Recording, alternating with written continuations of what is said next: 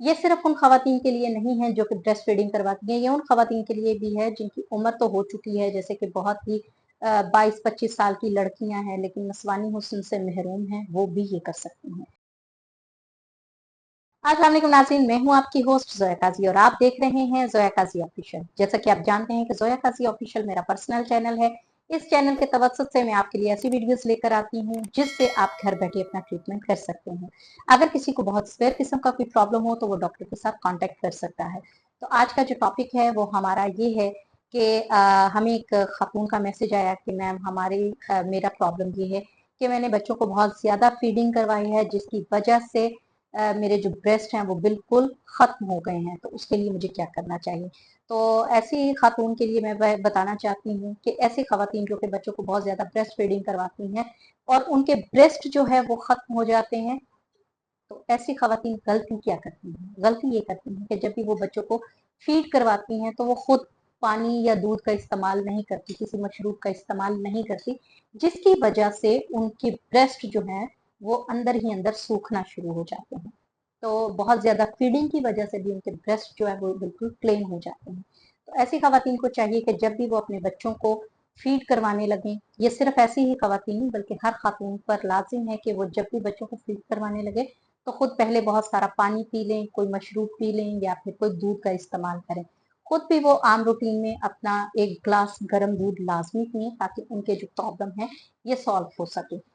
इसके अलावा अगर जिन्होंने अब इस्तेमाल नहीं किया वो क्या कर सकती हैं, उनको ये चाहिए कि तिल का तेल लेकर रोजाना आप एक नीम गर्म दूध का गिलास में उसके अंदर तिल का तेल 1 चम्मच ऐड करें, उसके साथ साथ आप उसमें एक जैतून का तेल जो है वो 1 चम्मच ऐड करें, दोनों को अच्छी तरह से मिक्स करके वो पीना शुरू कर दें डेली के डेली। उससे ये होगा कि इनका ब्रेस्ट जो है वो वापस अपनी पहली पोजीशन में आना शुरू हो जाएगा।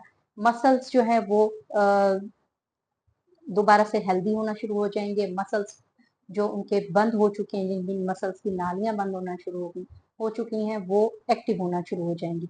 तो उसके लिए सबसे जरूरी है 1 ग्लास नीम गर्म दूध लें, उसमें 1 चम्मच जैतून का तेल डालें, 1 चम्मच तिल का तेल डालें, दोनों को अच्छी तरह मिक्स करके दिल चाहे तो मिश्री डाल दें वरना शहद डाल लें, तो आप वो रोजाना 1 ग्लास दूध पिए। इसके अलावा सुबह नाश्ते में 2 उबले अंडे लाजमी खाएं। आपका जो ब्रेस्ट है वो 15 से 20 दिन के अंदर अंदर वापस अपनी पोजीशन में आना शुरू हो जाएगा।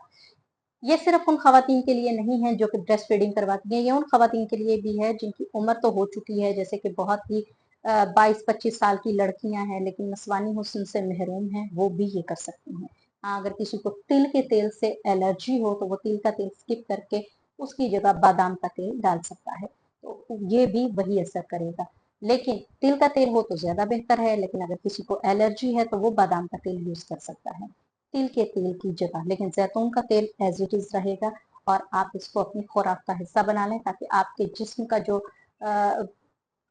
जिस्म की रिपेयरिंग होना शुरू हो जाएगी इंशाल्लाह ताला। आपको लगेगा कि आपकी थकान, आपकी जो हड्डियों का दर्द है, जिस्म के मसल्स दर्द हैं, वो सब आहिस्ता आहिस्ता खत्म होना शुरू हो जाएंगे और ब्रेस्ट भी इंक्रीज होना शुरू हो जाएगा। तो दुआओं में याद रखिएगा, हमारे चैनल को सब्सक्राइब करें, लाइक करें, शेयर करें, बेल आइकन का बटन दबाएं ताकि आपको हमारी इंफॉर्मेटिव वीडियोस टाइम मिल सके। अल्लाह हाफिज।